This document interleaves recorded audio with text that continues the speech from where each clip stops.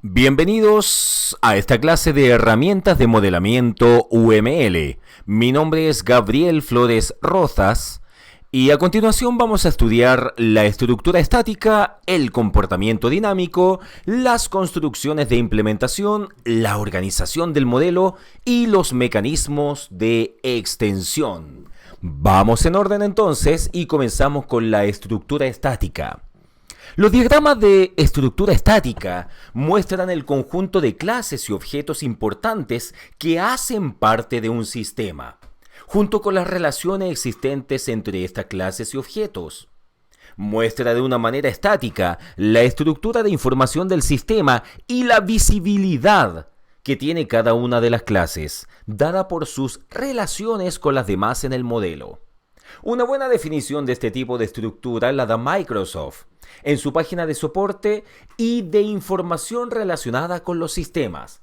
Y aquí tenemos dos elementos. Primero, los diagramas conceptuales de estructura estática y también, segundo, los diagramas de estructura estática de clases.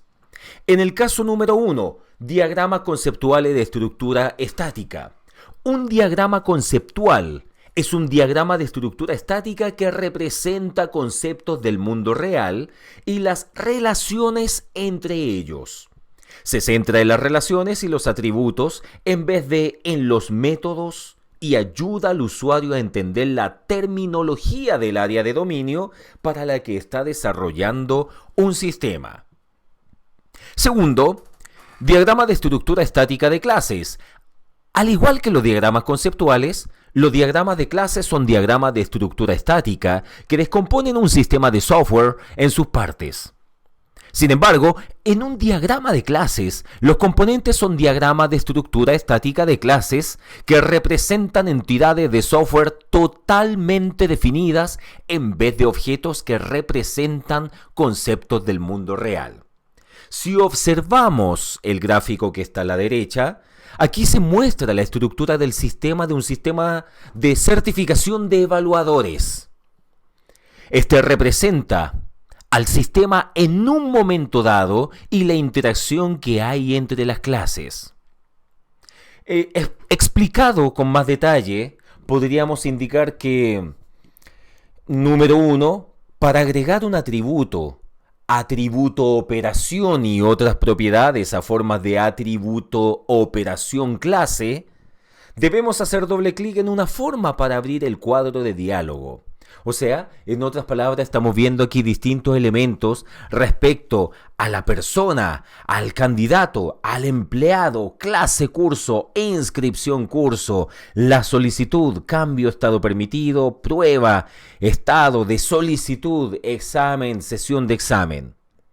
Esto en este momento lo estamos viendo desde un punto de vista teórico, pero pronto vamos a subir un video y en él vamos a explicar y ejercitar de una manera mucho más práctica y con ejemplos mucho más comprensibles.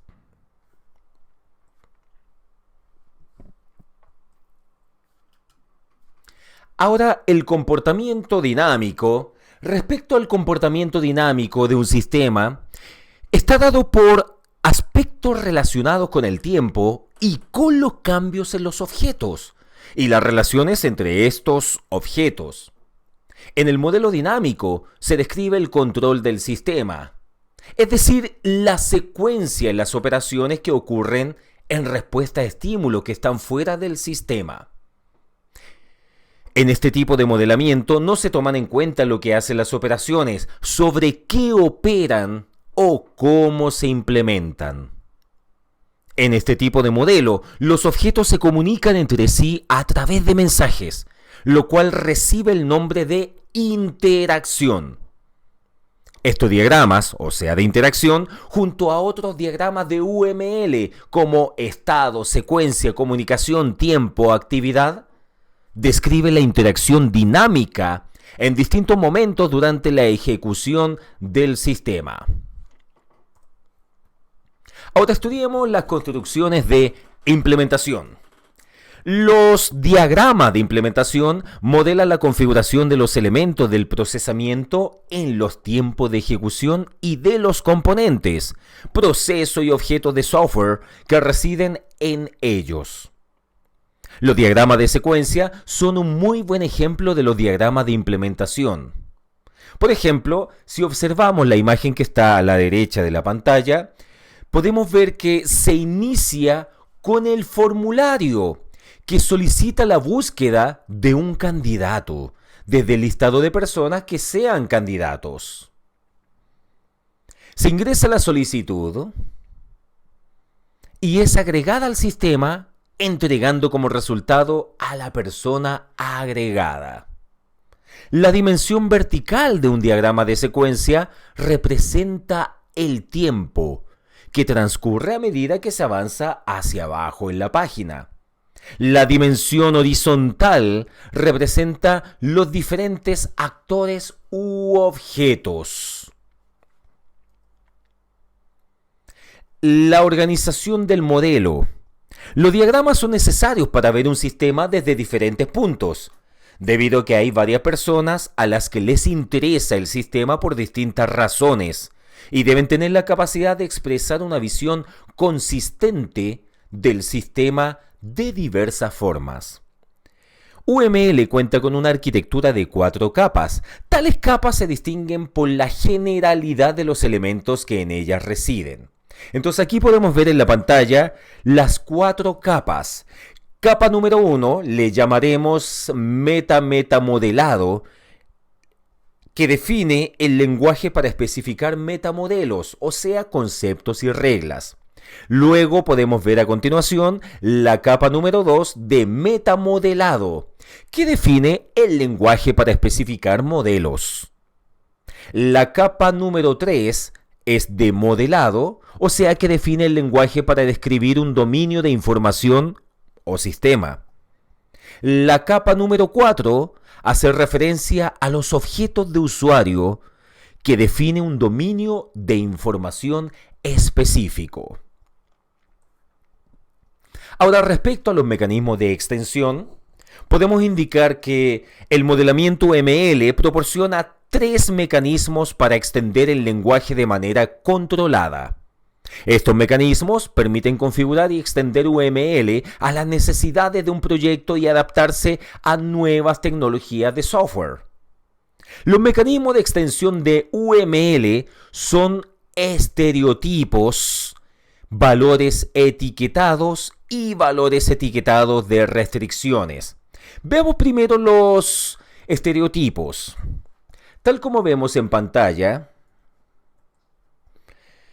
un estereotipo extiende el vocabulario de UML, permitiendo crear nuevos tipos de bloques de construcción que deriven de los existentes, pero que sean específicos a un problema. En estos lenguajes, las excepciones son simplemente clases, aunque se tratan de formas muy especiales. Normalmente solo se permitirá que sean lanzadas y capturadas, nada más. Para modelar las excepciones, se puede crear un estereotipo de una clase, como muestra la figura que se ve en pantalla. Entonces aquí tenemos un ejemplo de estereotipo. Luego, respecto a los valores etiquetados. Un valor etiquetado extiende las propiedades de un bloque de construcción de UML, permitiendo añadir nueva información en la especificación de ese elemento. Por ejemplo, si se está trabajando en un producto que atraviesa muchas versiones a lo largo del tiempo, se querrá registrar la versión y el autor de ciertas abstracciones críticas. La versión y el autor no son conceptos primitivos de UML. Pueden ser añadidos a cualquier bloque de construcción introduciendo nuevos valores etiquetados en dicho bloque. Entonces aquí vemos en la pantalla un ejemplo de valores etiquetados. Y en este ejemplo específicamente se puede ver la etiqueta en el paquete servidor para especificar el procesador que está representando, lo cual también se puede apreciar en la descripción del componente, o sea, la biblioteca. Finalmente tenemos como número 3 los valores etiquetados de restricciones. Una restricción extiende la semántica de un bloque de construcción de UML, permitiendo añadir nuevas reglas o modificar las existentes. Como en la siguiente figura solo se muestra la restricción de que el cajero debe atender a los clientes de forma ordenada, ya sea por número o por posición. Entonces aquí tenemos el ejemplo de restricciones en la pantalla y el cajero atendiendo a los clientes de forma ordenada o por posición. Muchas gracias.